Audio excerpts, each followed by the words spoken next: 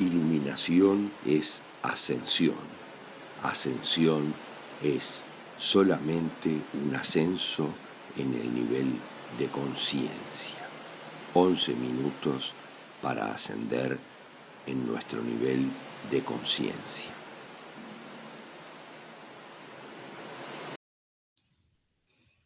Bueno, queridos amigos, ya estamos al aire nuevamente.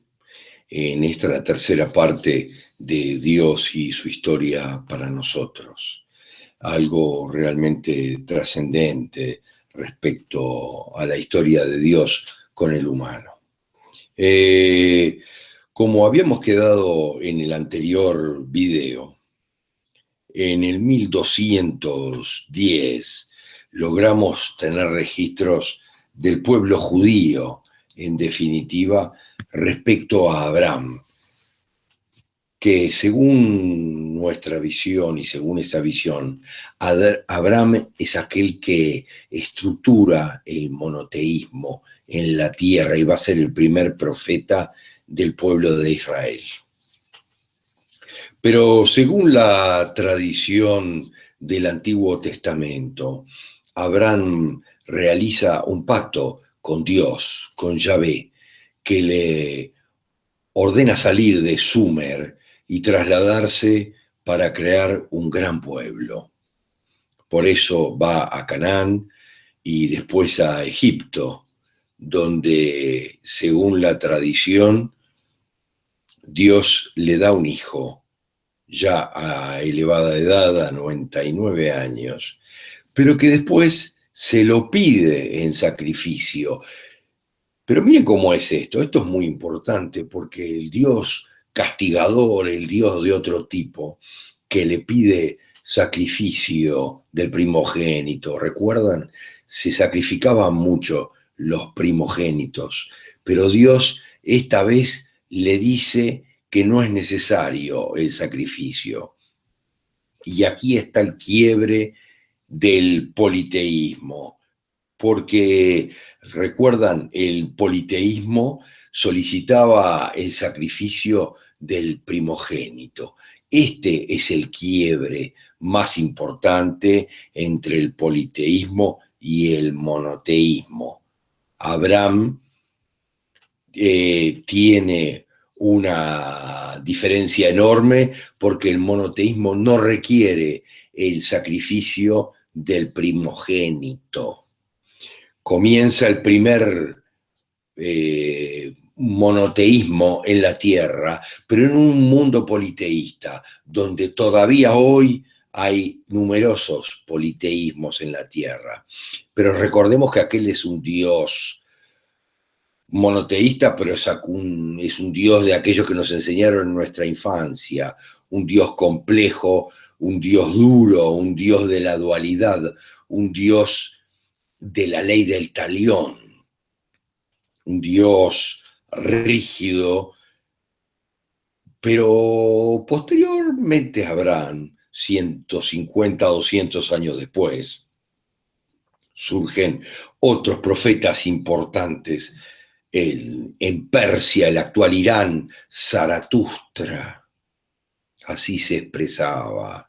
Zaratustra en el actual Irán maneja por primera vez el dualismo, la dualidad absoluta, empieza a encontrar en sus revelaciones donde el ser puro inicial, primogenio, ¿verdad?, del origen del universo, se divide en dos, que siempre son dos hermanos. Uno que elige el bien y otro que es Arimán y que elige el mal. Siempre comienza a funcionar el sistema de la dualidad. Ahí comienza todo el dualismo muy poderoso que empieza a manejarse en la tierra. Podríamos ir hacia atrás también, no lo hemos manejado aquí, pero obviamente comienza a verse como que los dioses en la realidad no tienen nada de malo, sino que la maldad surge de la elección libre que tenemos por el libre albedrío. Y esto relacionado con todas las otras divinidades duales que siempre se manejan, especialmente a nivel sumerio, por ejemplo, con Enki y Enlil, todas estas dualidades donde siempre había un dios malo y un dios bueno que actuaba sobre los hombres, uno a favor de los hombres y otro en contra de los hombres o utilizando a los hombres.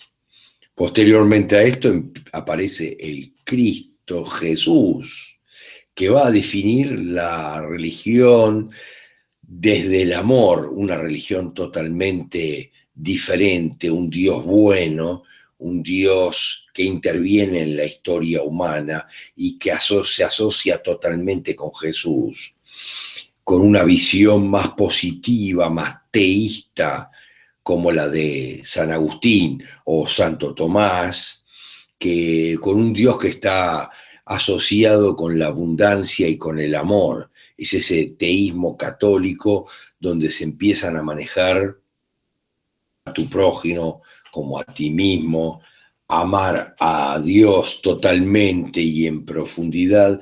Es una visión totalmente diferente, una teoría diferente y un ambiente diferente en los primeros siglos de la cristiandad.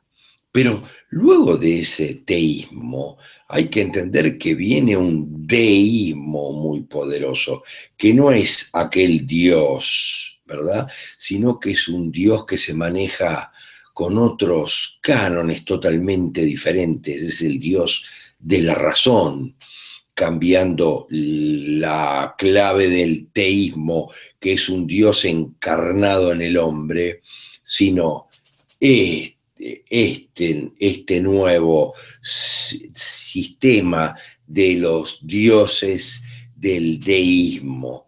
Son todos muy diferentes. El Dios del Antiguo Testamento con el Jesús, que se basa en el amor de Jesús, del teísmo poderoso. Dios es amor, ¿verdad? Que se maneja muy fuerte en Medio Oriente, en Europa, mientras el mundo sigue siendo totalmente politeísta en otros lares como en Oriente. Tenemos que entender que estas variaciones en el método científico para evaluar la evolución de la religión y la idea de Dios por sobre todo, se va a ir concibiendo esa otra idea de Dios, que es el deísmo, el Dios de la razón, o el Dios del racionalismo. Miren, el gran arquitecto, la causa y el origen de todo lo que sucede en la naturaleza, que no tiene nada que ver con el Dios teísta. Este es el gran mecánico del mundo, el gran arquitecto.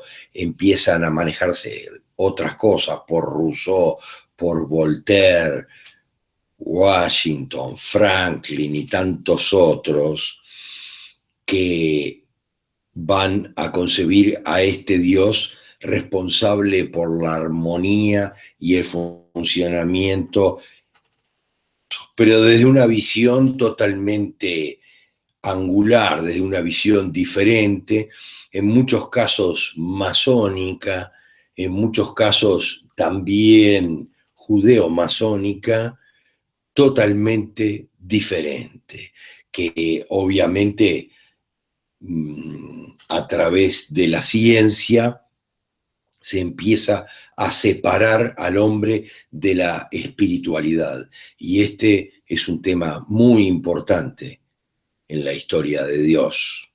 En ese tiempo del teísmo racionalista, ¿verdad? Donde pasa a ser un deísmo racionalista, ser todo sustituido por los libros en general, y muchos más que los libros. La Biblia pasa a ser sustituida por los libros, y tal vez por las enciclopedias. Miren cómo es esto. Yo recuerdo cuando a mí me regalaron mi primera enciclopedia, era como la base de todo el conocimiento.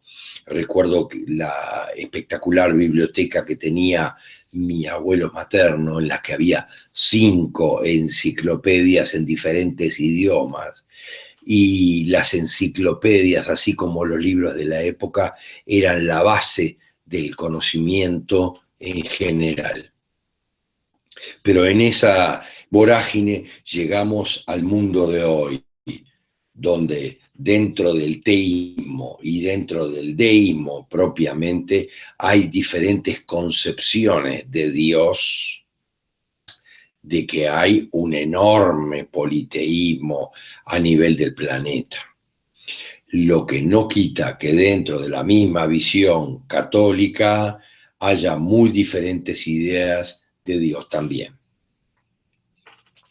Ese deísmo va a evolucionar hasta el siglo XX, llegando hasta hoy, que podríamos decir que estamos en otro ismo, que es un ateísmo en muchos aspectos, porque realmente debido a la acción de muchísimos filósofos, revoluciones y varias manipulaciones intermedias muy importantes en nuestra historia, estamos en una ausencia de Dios hoy por hoy, en una ausencia de espiritualidad que se me está comenzando a recuperar desde el 2012.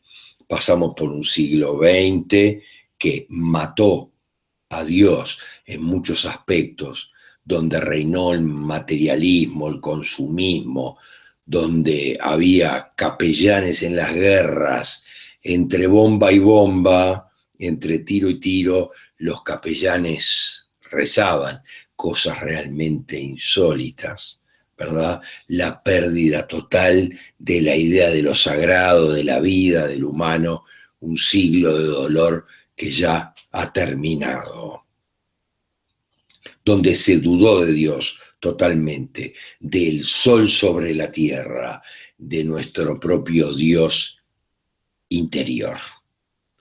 Vamos a continuar en próximos capítulos trabajando esta idea, porque eso, ese siglo realmente que manejó, como decía Nietzsche, la muerte de Dios, ese siglo quedó atrás en el 2012, donde la espiritualidad comienza en un nuevo crecimiento muy profundo que nos va a llevar a llamar a todo aquello realmente la era de la barbarie, la era anterior a la que estamos transitando actualmente.